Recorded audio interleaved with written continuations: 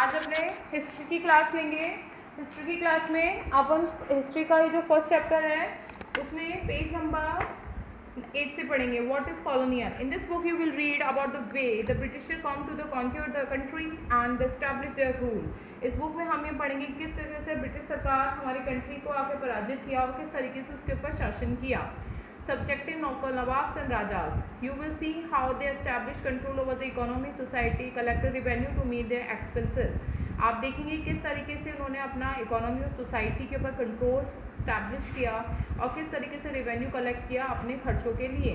Bought the goods they wanted at the low price. और ऐसी चीज़ें सारी चीज़ें जो उनको ज़रूरत थी वो उन्होंने कम पैसों में खरीदी।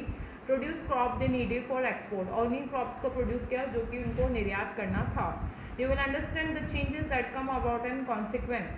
You will also come to know about the change British rule brought about in the values and taste. किस तरीके से values and taste में उन्होंने changes लिया custom में और practice में.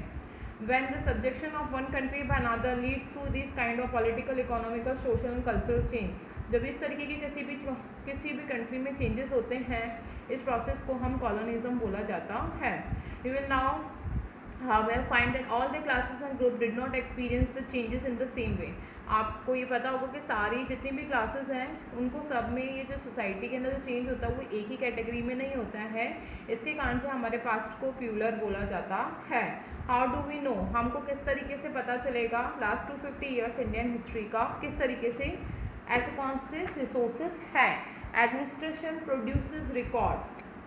One important source is the official record of British administration. The British believed that the act of writing was important. यानी लिखने की जो कला है बहुत important है. Administration, plan, policy, decision, agreement, investigation has to be clearly written up. हर एक policy को decision है investigation को सबको पेपर पे लिखा जाता था. When this was done, things could be properly studied and debated. एक बार ये हो जाता है तो आसानी से चीज़ें पढ़ी जा सकती है उनके ऊपर डिबेट की जा सकती है. This convention produced an administration culture of memos and noting and report. The British also felt the all important document and letter needed to be carefully preserved. उसने ये महसूस किया था कि जितने भी डॉक्यूमेंट और जितने भी लेटर हैं उनको अच्छी तरीके से रखना चाहिए. So they are setup the record rooms. इसलिए उन्होंने अलग अलग रिकॉर्ड रूम सेटअप किए थे अपने एडमिनिस्ट्रेशन इंस्टीट्यूट से अटैच करके.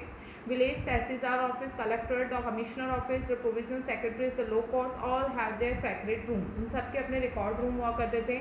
स्पेशलाइज इंस्टीट्यूशन जिसमें आर्चीव्स और म्यूजियम आते हैं वो भी इस्टेब्लिश किए गए थे अपने रिकॉर्ड्स को रखने के लिए. Letters and memos that move from the one branch of administration to another in the early years of the 19th century can still be read in archive. अभी तक भी 19 years के जो letters हैं उनको अभी भी archive में जाके पढ़ा जा सकता है.